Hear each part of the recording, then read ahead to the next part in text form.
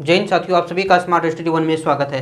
आज से हम लोग एक नई सीरीज स्टार्ट कर रहे हैं और ये सीरीज में हम लोग देखेंगे आधुनिक भारत मतलब मॉडर्न हिस्ट्री का 500 ऐसे सवाल जो बिहार एसआई और 67वीं बीपीएससी के लिए मोस्ट इंपॉर्टेंट है। और यहाँ पर हर एक सवाल का पूरे डिटेल देखेंगे, मतलब एक सवाल के अंदर आप 5 सवाल से ज़्यादा सवाल आपका बन जाएगा ना। एक सवाल पढ़िए और उसके बारे में इतना डिटेल बताएंगे कि वहाँ से आपका 5 सवाल से ज़्यादा सॉल्व हो जाएगा।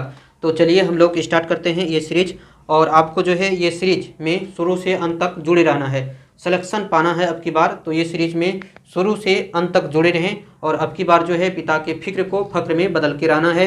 हमें 67वीं बीपीएससी और बिहार एसआई में सिलेक्शन लेके रहना है अब की बार। तो चलिए आप लोग देखिए पहले सवाल, और अभी तक चैनल को सब्सक्राइब नहीं किए तो ज़रूर कर दें।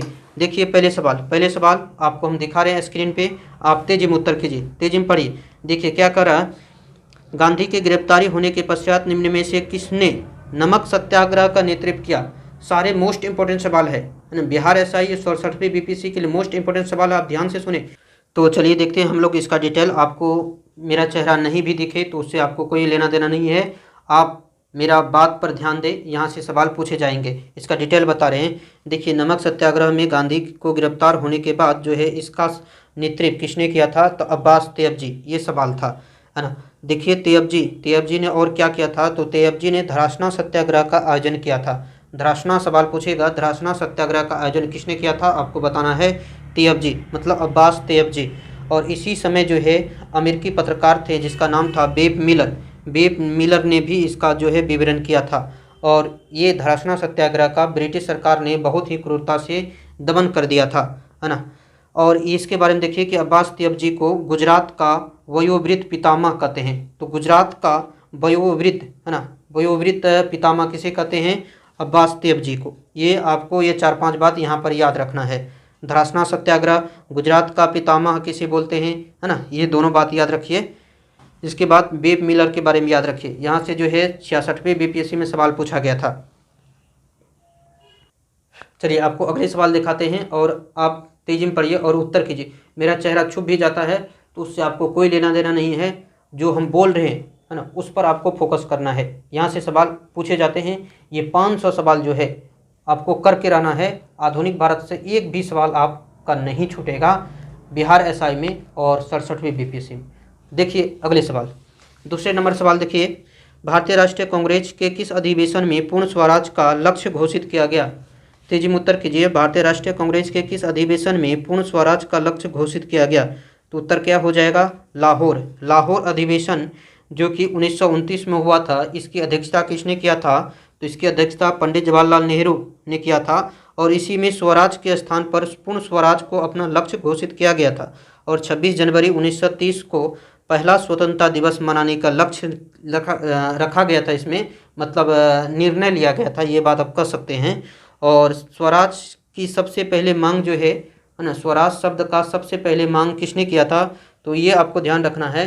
तो 1906 में कांग्रेस के कलकत्ता अधिवेशन में दादा भाई नौरोजी के द्वारा इस शब्द का प्रयोग किया गया था।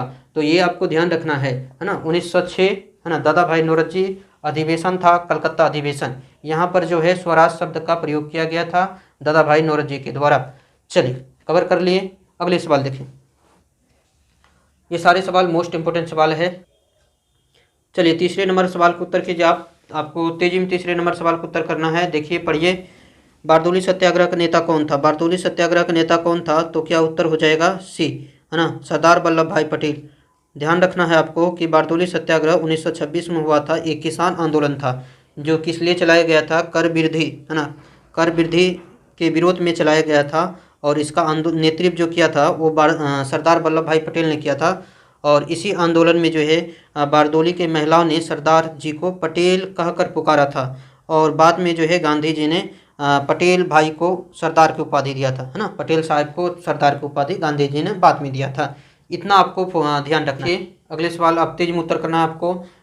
देखिए क्या सवाल कर रहा है कि वेदों की ओर लौटो का नारा किसने दिया था। ये 65वीं बीपीएससी में पूछा गया सवाल है, वेदों की ओर लौटो का नारा किसने दिया है। तेजी में आप उत्तर कीजिए, तो किसने दिया है, तेजी में उत्तर कीजिए।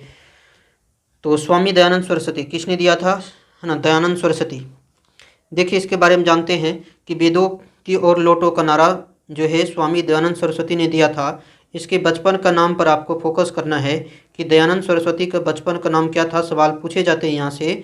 तो मूल शंकर है ना, मूल शंकर इसका बचपन का नाम था।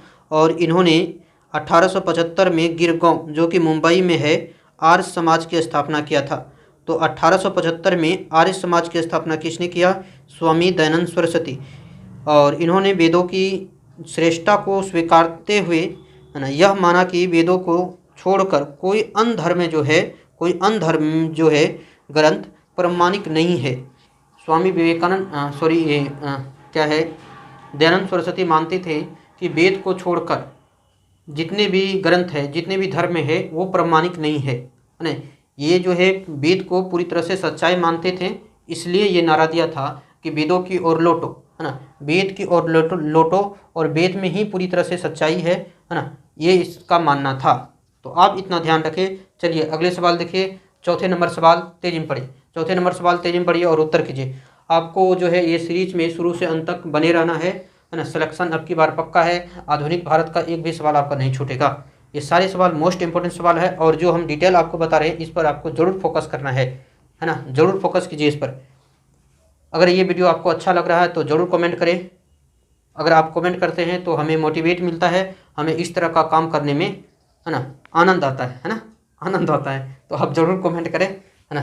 सवाल 5वें नंबर सवाल का तेजी में उत्तर कीजिए। क्या कह रहा है? नोआखली कहाँ पे स्थित है? नोआखली कहाँ पे स्थित है? तेजी में आपको उत्तर करना है। आपके पास ऑप्शन है पश्चिम बंगाल, बांग्लादेश, त्रिपुरा और बिहार। और बहुत सारे लोग ऐसे होंगे, बहुत सारे भाई ऐसे हैं, दोस्त ऐसे हैं जो इसकी उत्तर क्या करेंगे? बिहार।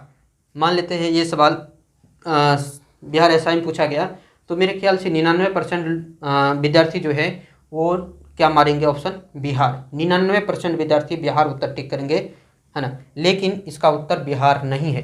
तो चलिए आपको बताते हैं कि नोआखली कहाँ है। तो ध्यान से सुने, नोआखली जो है ये बांग्लादेश में है और इसके डिटेल पर फोकस कीजिए। देखिए आज़ादी से पहले, मतलब देश विभाजन से पहले नोआखली कहाँ था? ये पूर्वी बंगाल में था। जब पूर्वी बंगाल कहने का मतलब आप सभी को पता है कि 1905 में जब बंगाल विभाजन हुआ था, 1905 में बंगाल विभाजन हुआ था तो क्या हुआ? बंगाल का दो विभाजन हुआ था, मतलब दो पार्ट में बटा, एक पूर्वी बंगाल, एक पश्चिमी बंगाल। पूर्वी बंगाल कहने का मतलब जो आज़ादी के बाद है ना, बाद में वही क्या बना? बांग्लादेश बना। पश्चिम बंगाल तो आज तो भारत में पश्चिम बंगाल है ही है। तो इस पर ध्यान दीजिए। तो जब देश विभाजन हो रहा था, मतलब 14 अगस्त 1947 तक, 14 अगस्त 1947 तक नोआखली कहाँ हुआ करता था? पूर्वी बंगाल में हुआ करता था। आज़ादी के बाद, देश विभाजन के बाद ये जो है पाकिस्तान का अधिकार में चल गया था। आप सभी को पता है कि जब विभाजन हुआ तो जो पूर्वी बंगाल था वो उस पर अधिकार किसने कर लिया था? पाकिस्तान ने। इसके बाद क्या? इसके बाद आप सभी को पता है कि 1971 में जब बांग्लादेश आज़ाद हुआ था, 1971 में बांग्लादेश आज़ाद हुआ तो बांग्लादेश अलग देश बन गया। तो अब जो है, अब हम उत्तर करेंगे कि ये नोआखली कहाँ पे है? बांग्लादेश में। कहने का मतलब नोआखली सबसे पहले बंगाल में था, है ना, फिर ये पाकिस्तान के अधिकार में आया और फाइनल और वर्तमान में जो है ये कहाँ पे है? ये बांग्लादेश में है। चलिए अगले सवाल देखते हैं। आप तेजी में उत्तर कीजिए अगले सवाल के। देखिए तेजी में अगले सवाल, 6ठे नंबर सवाल। गांधी को सर्वप्रथम किस वर्ष सत्याग्रह के दौरान गिरफ्तार किया गया था? 6ठे नंबर सवाल, गांधी को किस वर्ष सर्वप्रथम सत्याग्रह के दौरान गिरफ्तार किया गया था? उत्तर करेंगे, आपके पास ऑप्शन है 1906, 1907, है ना, 1908, 1917। तेजी में कीजिए। तो कब किया गया था? 1908 में। 1908 में। तो देखिए इसका डिटेल देखिए। गांधी जी को सर्वप्रथम वर्ष 1908 में दक्षिण अफ्रीका में भारतीय मूल के तथा अन्य अश्वेत नागरिकों के अधिकार के कारण प्रारंभ में किए गए सत्याग्रह के दौरान गिरफ्तार कर उन्हें 2 माह का साधारण कारावास दिया गया था। ये आपको ध्यान रखना है, पहली बार 1908 में दक्षिण अफ्रीका में इसको गिरफ्तार किया गया था और श्वेत नागरिकों के अधिकार के कारण इसे गिरफ्तार किया गया था। चलिए अगले सवाल देखिए, फास्ट में आप अगले सवाल को उत्तर कीजिए। 7 नंबर सवाल, है ना। आपके लिए इतना मेहनत करते हैं, आप अभी तक चैनल को सब्सक्राइब नहीं किए तो जरूर कर दें सब्सक्राइब। 15 अगस्त 1947 को ब्रिटिश सरकार द्वारा सत्ता हस्तांतरित का कारण क्या था? 15 अगस्त 1947 को ब्रिटिश सरकार द्वारा सत्ता हस्तांतरण का कारण क्या था? आपके पास ऑप्शन दिख रहा है, तेजी में पढ़िए कौन सही है। तो देखिए इसमें कौन सही है। ए नंबर कह रहा है इस दिन कांग्रेस ने पूर्ण स्वराज की मांग की थी, तो बिल्कुल गलत है। बी नंबर कह रहा है इसी दिन भारत छोड़ो आंदोलन प्रारंभ हुआ, बिल्कुल गलत है। अंतरिम सरकार बनने की वर्षगांठ का अवसर पर, ये बिल्कुल गलत है। तो डी नंबर देखिए, इसी दिन जापानी सेना ने एडमिरल माउंटबेटन के सामने क्या किया था, आत्मसमर्पण किया था। तो ये बिल्कुल सही उत्तर है।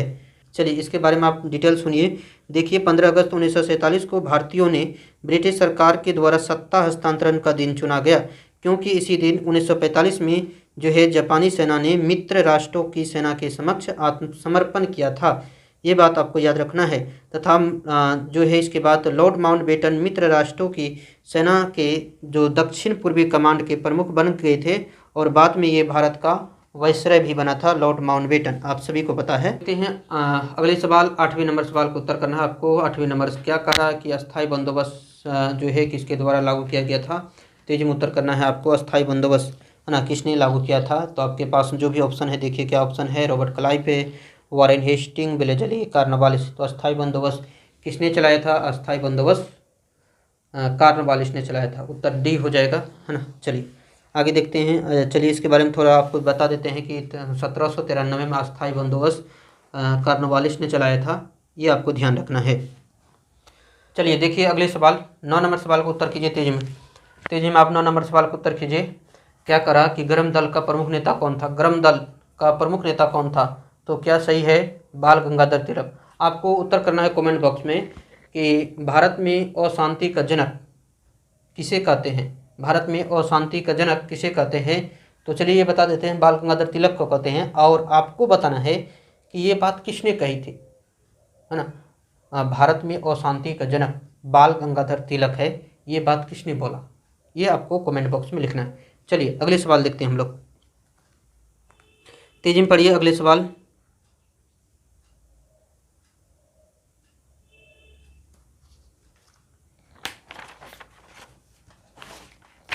तो अगले सवाल देखिए, 10 नंबर सवाल को उत्तर करना है आपको तेजी में। किस सिद्धांत के माध्यम से गांधी जी ने आर्थिक असमानता को दूर करने का समर्थन किया था।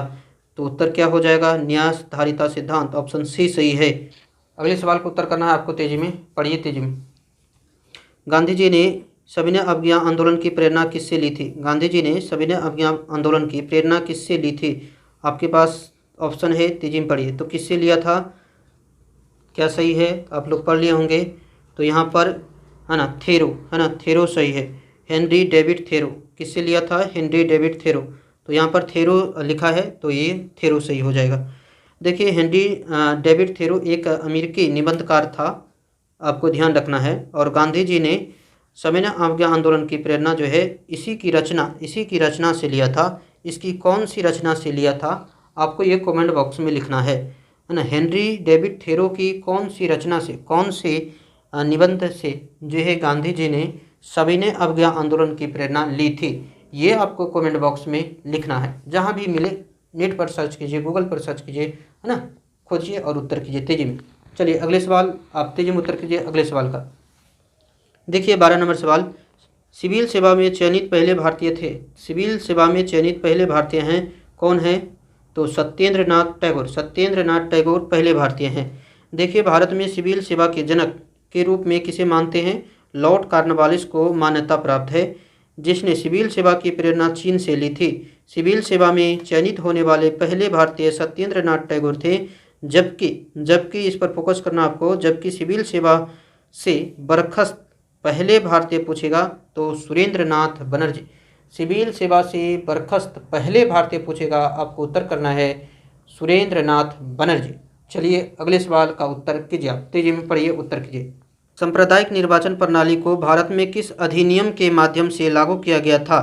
तो भारत में किस अधिनियम के माध्यम से जो है सांप्रदायिक निर्वाचन प्रणाली को लागू किया गया था, इसका उत्तर क्या है। देखिए ऑप्शन है आपके पास 1892, है ना, जो 1892 में भारत परिषद अधिनियम आया था। फिर 1909 में मार्ले मिंटो सुधार आया था। फिर 1919 में माउंटेग्यू चेम्सफोर्ड सुधार आया। तो क्या उत्तर सही है, तो सांप्रदायिक निर्वाचन प्रणाली जो है 1909 में आया था, मार्ले मिंटो सुधार। आपको बताना है यहाँ पे कि मार्लो कौन था, मिंटो कौन था। मार्ले जो है क्या ये वायसराय था, मिंटो क्या भारत सचिव था, इस तरह से आपको बताना है। मिंटो कौन था, मार्ले कौन था, ऐसे कमेंट कीजिए आप तेजी। चलिए अगले सवाल को उत्तर कीजिए आप, तेजी में पढ़िए अगले सवाल।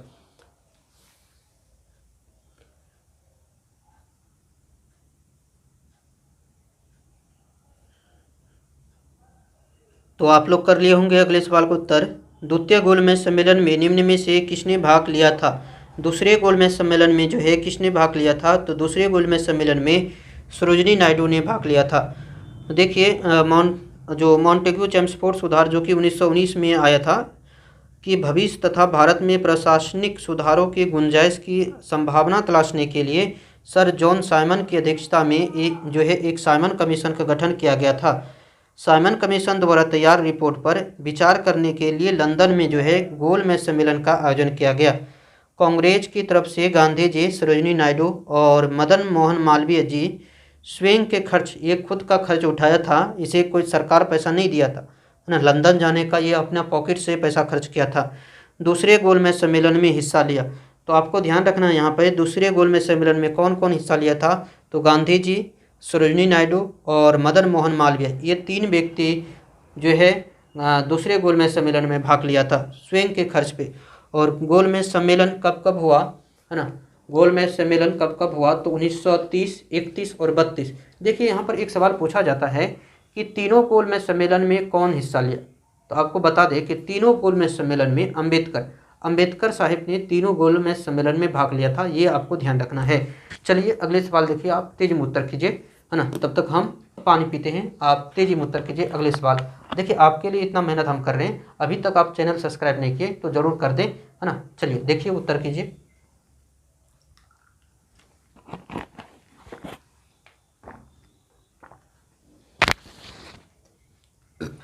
तो आप लोग पढ़ लिए 15 नंबर सवाल। निम्न में से किस नेता के कहने पर 23 फरवरी 1946 को शाही विद्रोही 9 सैनिकों ने आत्मसमर्पण किया था? तो किसके कहने पर शाही विद्रोही के 9 सैनिक ने आत्मसमर्पण किया था, ये आपको बताना है। तो किसके कहने पर किया था? वल्लभ भाई पटेल और मोहम्मद अली जिन्ना। वल्लभ भाई पटेल और मोहम्मद अली जिन्ना के कहने पर ये आत्मसमर्पण किया था। देखिए 16 नंबर सवाल पढ़िए और उत्तर कीजिए। देखिए 16 नंबर सवाल को उत्तर करना है तेजी में। किसके विरोध में गांधी जी ने सितंबर 1932 में आमरण अनशन प्रारंभ किया? तो किसके विरोध में किया था? तो मैकडोनाल्ड के कम्युनल अवार्ड के विरोध में। मैकडोनाल्ड कौन है? तो देखिए 1932 में ब्रिटिश प्रधानमंत्री रैमजे मैकडोनाल्ड ने कम्युनल अवार्ड को ही क्या बोलते हैं? सांप्रदायिक पंचाट बोलते हैं, ये आपको ध्यान रखना है। के माध्यम से मुसलमानों, ईसाइयों, सिखों, आंग्ल भारतीय तथा महिलाओं के लिए प्रांतीय विधानमंडल में पृथक निर्वाचन प्रणाली लागू कर दी गई। साथ ही पृथक निर्वाचन प्रणाली दलित वर्गों पर भी लागू किया गया था, ये आपको ध्यान रखना है। इसके विरोध में हेतु गांधी जी ने 20 सितंबर, डेट ध्यान से सुनिए, 20 सितंबर 1932 को आमरण अनशन कहाँ से? यरवदा जेल जो कि पूना में है, वहाँ से ये प्रारंभ किया। और 26 सितंबर 1932 को गांधी जी व अंबेडकर के मध्य पूना समझौता हुआ था। पूना समझौते के बाद इस अनशन को तोड़ दिया गया था, जिसके तहत दलितों में पृथक निर्वाचन की मांग को त्याग दिया गया था। मतलब दलित ने इसे त्याग दिया और उन्हें प्रांतीय विधानमंडल में 148 तथा केंद्रीय विधानमंडल में 18% सीटों पर दलित वर्ग को आरक्षित कर दिया गया। दलित वर्ग को इसमें 18% सीट आरक्षित कर दिया गया था, इतना आपको याद रखना है। देखिए 17 नंबर सवाल का तेजी में उत्तर कीजिए। ज्योतिबा फुले के सत्यशोधक समाज का उद्देश्य क्या था? ज्योतिबा फुले के सत्यशोधक समाज का उद्देश्य क्या था? आपके पास ABCD और 4 ऑप्शन दिख रहा है, तेजी में उत्तर कीजिए। रूढ़िवादी ब्राह्मणों द्वारा निचली जातियों का शोषण रोकना, ये इसका उद्देश्य था, तो यहाँ पर ऑप्शन A सही है। अगले सवाल देखिए और इसके बारे में बताते हैं थोड़ा। देखिए सत्यशोधक समाज 1875 में इसकी स्थापना ज्योतिबा फुले ने की थी और इसकी स्थापना का उद्देश्य निचली जातियों के लोगों को रूढ़िवादी ब्राह्मणों से बचाना था। ज्योतिबा फुले प्रथम भारतीय थे जिन्होंने अछूतों के लिए विद्यालय स्कूल खुलवाया था। तो हो सकता है ऐसे सवाल पूछ सकता है कि पहले कौन व्यक्ति हैं जो अछूतों के लिए एक स्कूल खुलवाया था, है ना, एक विद्यालय खुलवाया था? तो उत्तर करेंगे ज्योतिबा फुले, है ना, ज्योतिबा फुले। आगे देखते हैं हम लोग 18 नंबर सवाल, है ना। 18 नंबर सवाल क्या करा। देखिए स्क्रीन पर दिख रहा है 18 नंबर सवाल।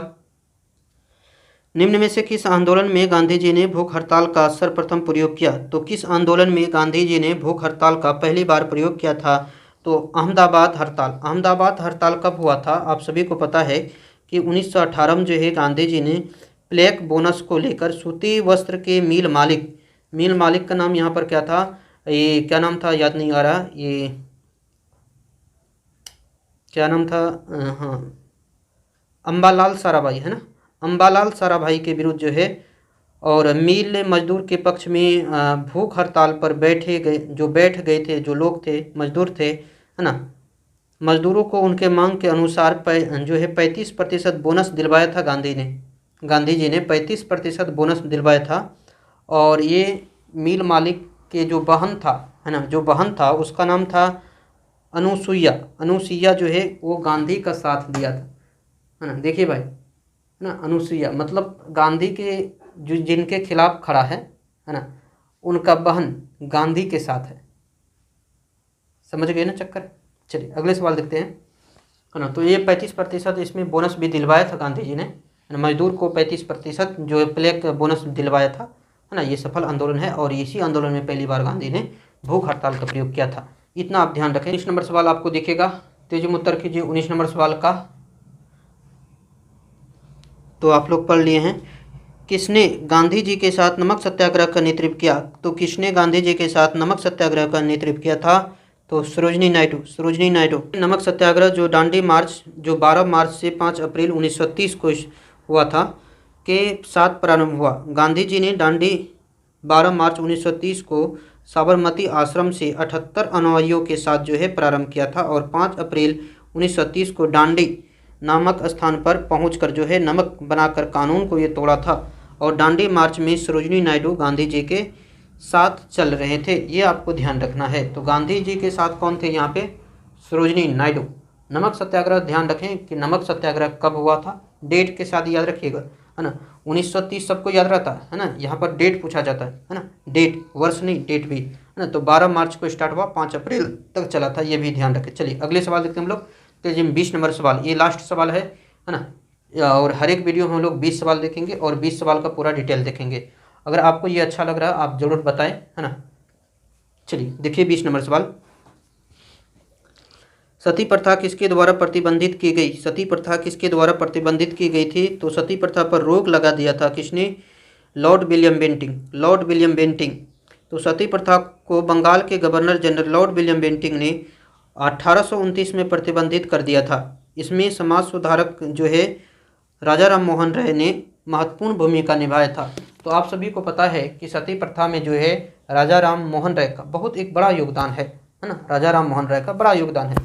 देखिए सती प्रथा एक अजीब सा प्रथा था उस समय में, है ना। किसी का पति मर गया तो महिलाओं को क्या किया जाता था, उसे भांग धतूरा दारू गांजा बहुत सारा कुछ पिला देता था, है ना। इतना कुछ पिला देता था उसको, एक नशे में मग्न मस्त कर देता था ताकि उसे कुछ पता ही नहीं चले कि क्या हो रहा है। और इसके बाद, है ना, उसको जलाया जाता था, है ना, उसको जलाया जाता था। जहाँ पर उसका पति का जलाया जाता था सभी तरह से घेर देते थे और उसके ऊपर में उसे बैठा देते थे, क्योंकि उसको अब कुछ फर्क नहीं है कि भांग भतूरा बहुत कुछ पिला दिया है, उसकी नशा, वो पूरे नशा में मस्त है अपना दुनिया में, उसको कुछ पता ही नहीं, और पूरी तरह से घेर देता था। और सभी तरह से जो है ना ढोल बजाया जाता था। ढोल क्यों बजाते थे कि जो महिला चिल्लाए, है ना, जलेगा, जिंदा जल रहा है तो चिल्लाएगा, तो सिंपल सी बात है, जो महिला चिल्लाएगा वो आवाज़ बाहर ना जाए, है ना। इसलिए सभी तरह से उस समय में ढोल बजाया जाता था। इसी कारण से आज, है ना, शमशान महिला नहीं जाती है। आप कभी देखें शमशान महिला जाते हैं, जब कोई लाश को ले जाते हैं, है ना, तो देखें पीछे महिले को नहीं ना, सिर्फ पुरुष जाते हैं। इसके पीछे ये रीज़न है ना, क्योंकि उस समय महिलाओं के साथ बहुत ही अन्याय हुआ, है ना, ऐसे घोर अन्याय, इसकी कल्पना भी नहीं कर सकते ये कैसी प्रथा थी। तो चलिए हम लोग 20 नंबर सवाल तक देख चुके हैं, आगे देखेंगे 21 नंबर सवाल तक। और इस सीरीज में आपको टोटल 500 क्वेश्चन कराया जाएगा और 500 सवाल का पूरे डिटेल में, है ना। आप जरूर मेरे साथ जुड़े रहें। चलिए हम लोग मिलते हैं 21 नंबर सवाल से अगले वीडियो में।